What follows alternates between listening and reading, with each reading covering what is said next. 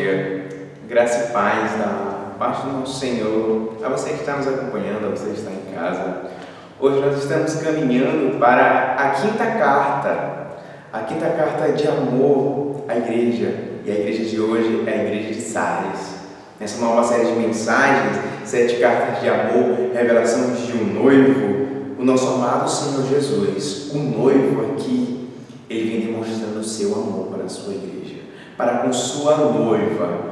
Apesar das palavras duras que vão ser apresentadas hoje, através desta carta, o que isso demonstra ainda mais é que amar é cuidar, e cuidar não é ocultar a realidade em que vivemos, a situação que nos encontramos, pois imagine só que fazer isto seria um impedimento para que pudéssemos alcançar a plenitude de uma vida íntegra com Deus, descobrir a realidade nossa e a realidade de quem Deus é, e que certamente é isto que conduz a um verdadeiro arrependimento, a uma revisão de vida. E aqui o que o Senhor está fazendo é apresentando palavras de correção, e que elas possam produzir novas atitudes através da vida prática dessa igreja e através da nossa vida. A história da igreja de Sardes tem muito a ver com a cidade de Sardes. A cidade de Sardes se gloriava muito do seu passado, por ter vivido tempos áureos, como vamos ver ao longo dessa reflexão, no tempo e nos dias do rei Creso. Ela era uma das cidades mais magníficas do seu tempo, todavia ela estava presa ao passado. E logo que o noivo demonstra a sua noiva é que realmente as aparências podem enganar, que há muito mais do que os olhos podem ver, que uma coisa nunca é realmente o que aparenta ser. Logo eu quero mencionar que uma das palavras-chave desta reflexão é realidade. Já foi mencionado anteriormente que as 7 cartas elas possuem uma estrutura de apresentação. O noivo revela quem ele é, ele se apresenta como aquele que tem todo o poder sobre a sua igreja e a conhece suas obras, ele faz a sua afirmação do conhecimento através disso, ele elogia, o noivo se elenca elogios da sua noiva, ele apresenta um convite ao arrependimento devido a uma postura ruim, e ele faz uma ameaça, caso não cumpra, não seja cumprido aquilo, e ele faz também uma promessa. E a promessa é para aqueles que permanecem fiéis ao noivo, para aqueles que compartilham a vida do noivo. E aqui o que nós vamos aprender é que o âmago da repreensão de Jesus nesta carta e a essa igreja se encontra logo em Apocalipse 3, que vai ser o texto da nossa reflexão, no versículo 1, que ele fala: logo que tens o nome de estar vivo, mas está morta. Embora a reputação dessa igreja ao longo dos séculos e para as outras pessoas era que ela estava vívida e cheia de vida, embora a avaliação dela perante os homens parecesse boa, aquele que tem os 7 espíritos, como o noivo se apresenta, aquele que tem as 7 estrelas em suas mãos. E aqui, como noivo se apresentamos, nós vemos aquele que sonda o coração e que prova a mente dos homens. O nosso olhar para essa carta, eu quero te convidar a isso, não deve ser como uma relíquia, mas como um espelho. Nós devemos olhar para essa carta e talvez nos vermos nela. Em todas as cartas, nós devemos ver o que precisamos mudar na nossa postura como noivo, na nossa postura como igreja. Repare o quanto podemos estar trocando uma vida de genuína experiência espiritual por algo simulado. Imagine que essa igreja estava caindo em um torpor espiritual e que realmente ela precisava de um reavivamento. Eu só posso imaginar que, olhando para Sardes, eu posso me ver também. Imagine que talvez, muito talvez, não conhecêssemos alguém que pode ter seu nome no hall de membros, pode até participar das ações, mas como anda a sua vida espiritual, mas como anda a sua vida cristã genuína. Nós percebemos que há crentes mortos, nós percebemos que há crentes dormindo, eles precisam ser despertados.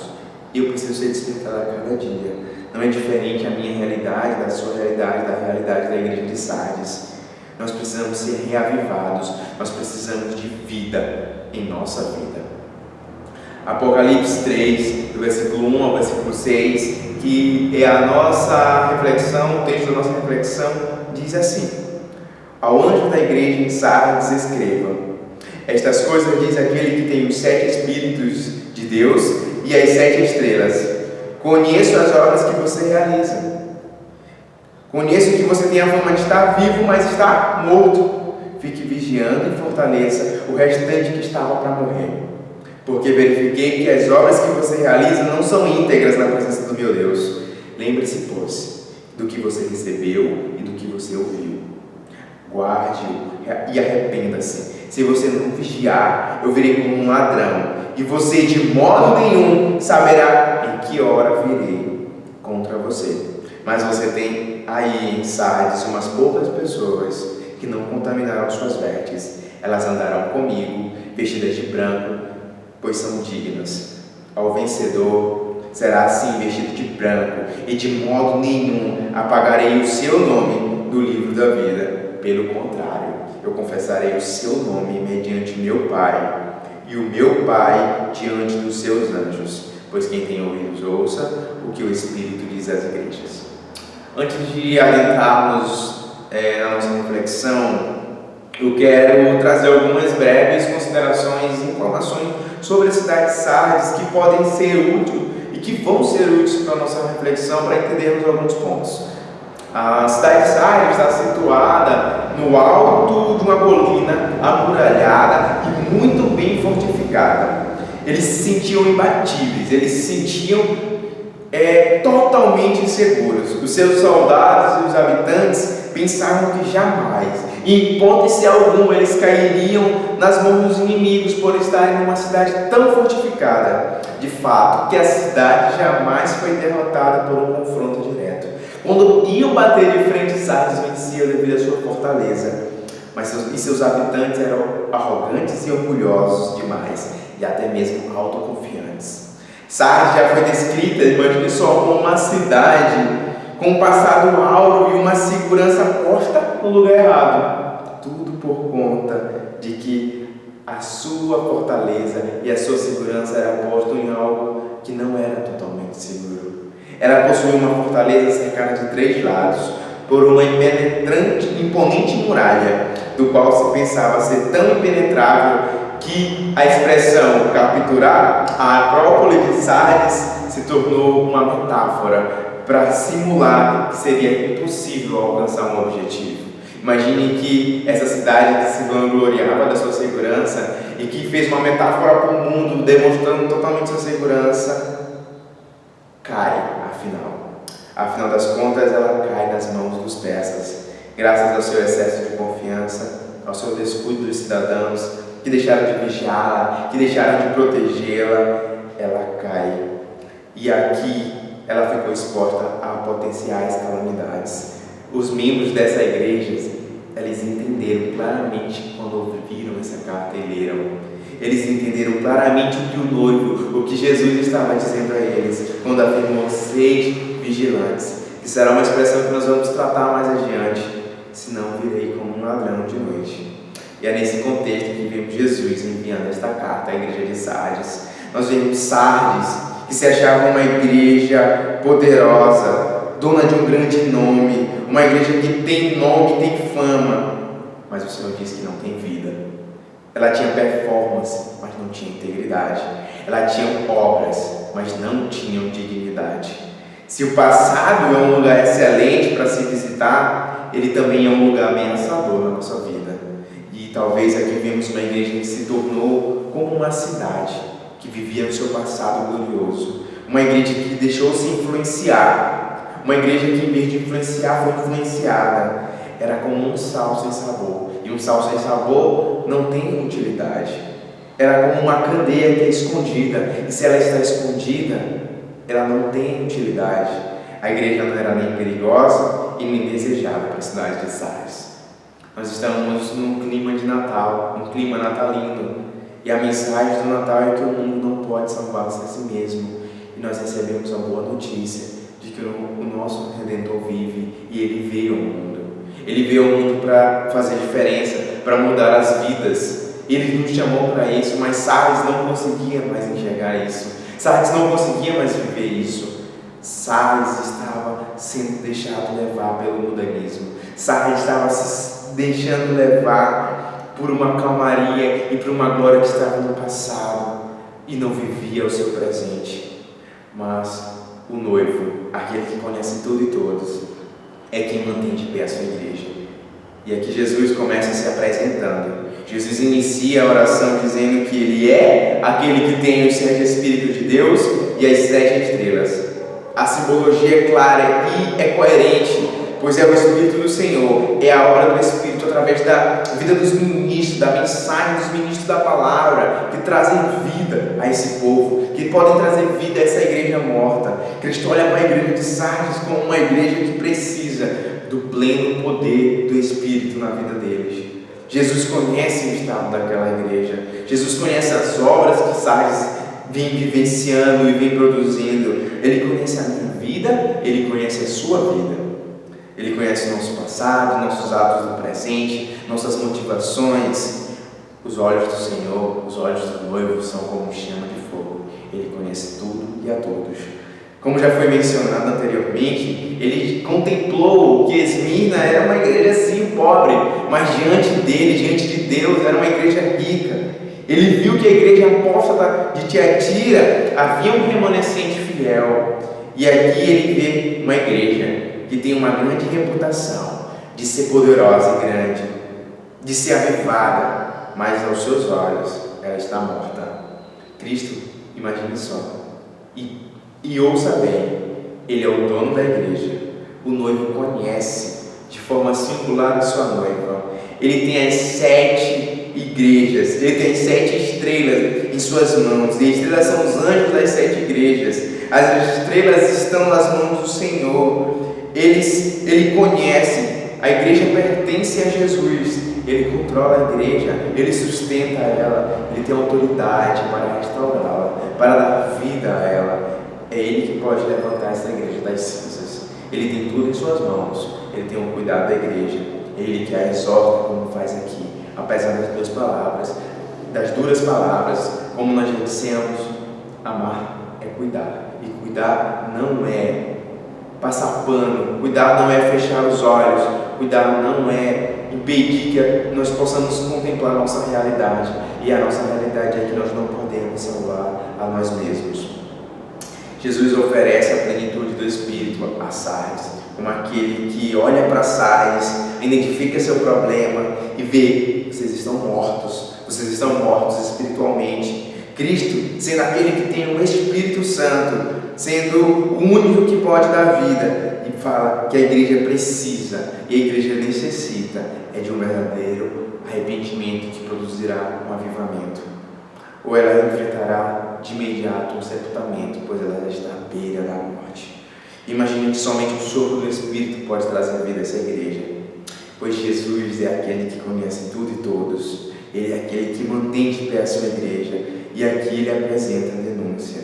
Porque diferentemente das outras igrejas, ele não traz observações como uma falta específica por parte de crentes em Sardes. Ele não menciona nicolaítas, balaamitas, ele não menciona a mulher chamada Jezabel, não fala de sinagoga de Satanás, mas em vez disso, a igreja ouve: olha, o resto de vocês está para morrer.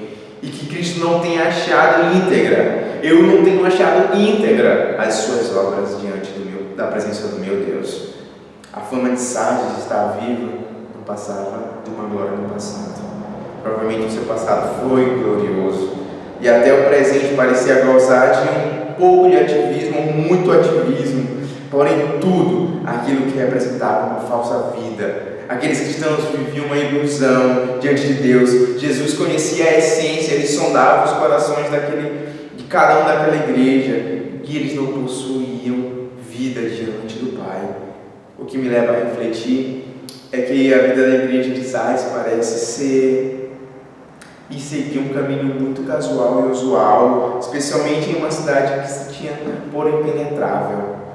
É muito fácil parar de observar como se está seguro, parar de proteger, parar de ser vigilante, parar de guardar. E a igreja e o seu povo, eles foram sendo levados em um torpor espiritual que já não viviam mais um estado genuíno uma genuína experiência espiritual. Eles deixaram de guardar. Aos olhos dos observadores, eles poderiam até parecer vivos ainda, parecer dinâmicos, mas tudo na vida e daquela igreja estava já sem vigor. A igreja estava morta. Era uma igreja apenas de rótulo. Era uma igreja que só vivia de fachada, como dizemos. Ela poderia até ter um nome respeitável, mas era só fachada. Quando Jesus examinou a igreja, quando ele viu suas obras, ele disse: eu não achei obras íntegras diante do meu Deus. No versículo 2. E J. Packer diz que as igrejas cujos cultos são solenes, mas são um caixão florido, pois lá dentro tem um defunto. Pense e reflita comigo que, apesar das palavras duras, é por amor que o noivo adverte a noiva sobre a sua comodidade, da maquiagem que ela está se escondendo da realidade que ela mesma está vivenciando, como também da realidade que ela esconde do outro, e que aos poucos ela esconde de si mesma, ela não consegue mais ver isso. A vida cristã de aparências me parece talvez ser uma das rasteiras mais estratégicas do inimigo, e isso mata a igreja de dentro para fora. Sardes não estava sofrendo de uma perseguição externa iminente, mas ela estava sendo ruída de dentro para fora.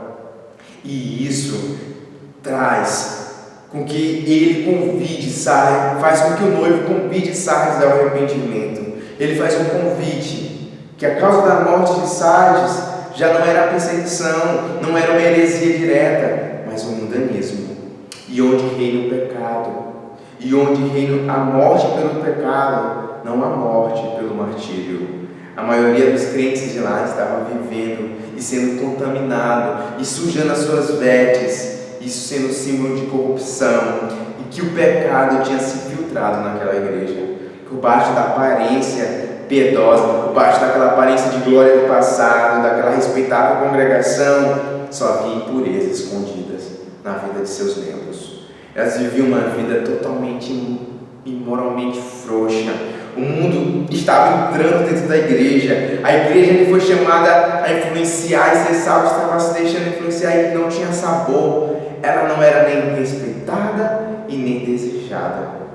O fermento do mundanismo estava se espalhando na massa e contaminando a maioria dos crentes. E os crentes não tinham coragem de ser diferentes. Pode alguém negar que isso também é uma realidade que assola igrejas desta nação, que assola as igrejas do nosso tempo? Como vemos megas igrejas se multiplicando tão rápido quanto os supermercados, mas será que a nossa força seria a nossa maior fraqueza? Será que o perigo nos espreita por detrás da nossa segurança? Talvez o maior desafio da igreja do Ocidente não seja uma franca impiedade, não seja uma perversão grosseira, mas sim um estado de letargia, de paralisia, que nos faz ficar entorpecidos e sem vida. Talvez em meio a uma perspectiva de autossatisfação, de segurança, nós tenhamos esquecido que aquele que vem, ele vem como um ladrão, e na hora que menos esperamos, como diz o versículo 3. Jesus vira para aquela igreja, a igreja de Sardes, e fala: olhem para a história de vocês, olhem para o que vocês já viveram, voltem a praticar essas obras, lembrem-se, guardem, arrependam-se. São esses imperativos que o Senhor usa. Vocês já viveram uma vida marcada de amor, vocês já viveram uma vida marcada pela intimidade, pela entrega. Voltem a viver a realidade do Evangelho, não essa realidade, não uma realidade presa à glória do passado, mas uma realidade com o noivo, uma realidade presente. Vivam o amor, vivam esse Evangelho, pois o noivo diz: se você não vigiar, eu virei como um ladrão, e de modo nenhum você saberá em que hora eu virei contra você. Sardes cai, e caiu porque não vigiou. E essa mesma prerrogativa cabe a nós.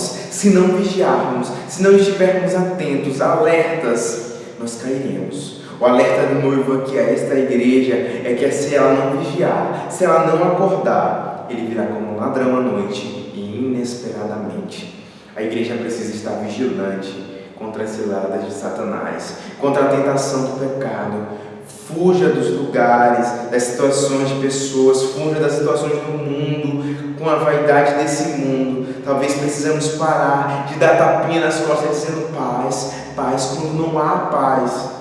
Devemos ser aquelas poucas pessoas iniciais que se manterão de pé e com suas roupas não contaminadas, com suas vestes limpas. O que é este que se mantém de pé? O que é este que se manteve firme e com suas roupas limpas? Ouviram o que eles lembraram? O que eles guardaram? Senão a palavra de Deus. E é isso que Sardes precisa. Sardes precisa voltar a guardar e a lembrar e a ouvir o que já ouviu da palavra de Deus. E uma igreja pode ser reavivada quando revisita o seu passado. Ela só não pode viver nele, mas ela precisa vislumbrar do quanto ela já viveu, do amor que ela já exerceu, e ela precisa voltar a viver isso no presente. Lembra-te, é o presente do imperativo, de seguir recordando, nunca esquecer de recordar. Arrependa-te, aqui é o auristo do imperativo, é uma ação completada. Você precisa arrepender-se e continuar-se. Um momento de fazer a opção de deixar o mundo para trás. É um corte radical com o estilo de vida que eles tinham mundano e guardar. É um presente do imperativo. Não deixem de guardar o Evangelho. Essas são as observações do noivo, e o noivo diz: obedeçam, pois quem tem ouvidos ouça o que o Espírito está dizendo nesta igreja. É necessário vigiar e orar. Meus irmãos, os tempos são maus, as pressões do mundo são muitas, os perigos são sutis, nós estamos sendo ameaçados de todos os lados. O diabo não atacou Sardes com perseguição, o diabo não tentou contra a vida de Sardes, nem com heresia, mas eliminou a igreja com o mundanismo. Os crentes não estão sendo mortos pela espada do mundo, mas pela amizade com o mundo. Eles estão andando de mãos dadas com o mundo. Uma vida de santidade agora, escute bem, uma vida de santidade agora é a garantia da glória do futuro. No versículo 5, ele diz que o vencedor receberá vestes brancas. O símbolo da festa, da pureza, a felicidade e a vitória. Sem a santidade não há salvação. Sem santificação ninguém verá Deus. E sem vida com Deus, aqui não haverá vida com Deus no céu. Sem santidade na terra não haverá glória no céu. Quem não se envergonha de Cristo aqui, meus irmãos, também não será envergonhado perante o Pai, pois o Pai confessará o seu nome perante os seus anjos. Terá o seu nome proclamado. Nós veremos o nosso nome jamais será apagado. Nosso nome estará escrito e sendo proclamado. Pois aqueles que negam Cristo aqui, que estão aparentemente mortos nesta vida, eles não têm nem o seu livro escrito no livro da vida, eles também não serão lembrados. Mas aqueles que confessam Cristo aqui, não se envergonham do seu nome, ele terá os seus nomes confirmados no livro da vida e seus nomes confessados diante do Pai. Os crentes fiéis confessam e são confessados. Isto é maravilhoso, pois quem tem ouvidos, ouça o que o Espírito diz às igrejas. O que nós oramos é que Deus envie sobre nós neste dia um poderoso reavivamento. Assim como essa igreja, nós precisamos revisitar, olhar, guardar e lembrar, recordando da palavra do Senhor na nossa vida diariamente, constantemente. Nosso olhar para essa casa não deve ser como relíquia, mas como um espelho que vimos a nós mesmos. Repare o quanto nós podemos estar trocando, ter uma vida genuína, ter uma vida íntegra com o Senhor, por algo simulado. Essa igreja caiu nesse torpor, ela precisa de um revivamento e nós precisamos também. Nós precisamos de vida na nossa vida, é vida que vem do alto, e é por amor que o noivo escreve aí nessas duas palavras. É por amor a esta igreja, é por amor a nós. sobre ele escreve que essa comunidade, essa maquiagem que esconde a realidade do outro e que aos poucos vai ocultando a realidade de nós mesmos. A vida cristã de aparência, como eu já disse, talvez seja uma das rasteiras mais estratégicas de Satanás. Por amor, o noivo nos adverte como uma noiva sobre como nós devemos ver a nós mesmos e a nossa realidade. E que essa realidade, vista que é ruim, nos conduz ao arrependimento. Ao perceber que estamos mortos e não vivos, precisamos primeiro começar a cuidar do que ainda resta vivo, do que ainda está vivo. Embora no processo, ainda mais como é lamentar o que morreu, o que perdeu, nós precisamos focar naquilo que está carente, naquilo que pode ser restaurado e ser cuidado de imediato. E o nosso maior desafio é como vivêssemos, como se o noivo pudesse chegar a qualquer momento. Nós devemos estar como uma noiva, pronta, adornada, vestida e preparada, com suas roupas limpas, porque é assim que no dia do Senhor, o Senhor pode virar, o Senhor virá repentino e sem aviso prévio. E toda mulher sabe, é que eu digo a vocês, que usam as maquiagens, que precisa de retoques pontuais para manter a sua pele limpa, saudável e bonita. Ela precisa de um tratamento contínuo, que só uma relação permanente com o noivo pode trazer para a nossa vida. Nós precisamos retocar a nossa vida diariamente, diuturnamente com o Senhor. Nós precisamos nos apegar à Sua palavra e uma vida de oração. E se você perceber que a sua vida cristã é mais uma maquiagem bem feita do que um rosto natural que é afetado e feito pelo próprio noivo, arrependa-se, olhe para Jesus, depois olhe para o lado e encontre pessoas na comunidade, remanescentes vivos e fiéis, como aqueles que se manteram com suas roupas limpas. Então, que possamos nos unir a estes, que possamos nos unir a estes como parceiros de jornada, que Ele seja a nossa companhia nessa longa caminhada na vontade de Deus, e que nós possamos nos manter de pé, para que o nosso nome ele seja confessado diante do Pai, que possamos confessar o nome do nosso Senhor diante dos homens. Que esta seja a palavra para esta manhã, que o Senhor te abençoe neste domingo, e eu quero te convidar a uma oração. Bondoso Deus, eu te dou graças, Pai, pela tua palavra. Eu sou-te grato pelo cuidado que tu tem com a tua igreja, Senhor, de advertir, exortar. Apesar das duras palavras, Senhor, nós vemos o teu amor sendo demonstrado, pois quem ama corrige, Senhor.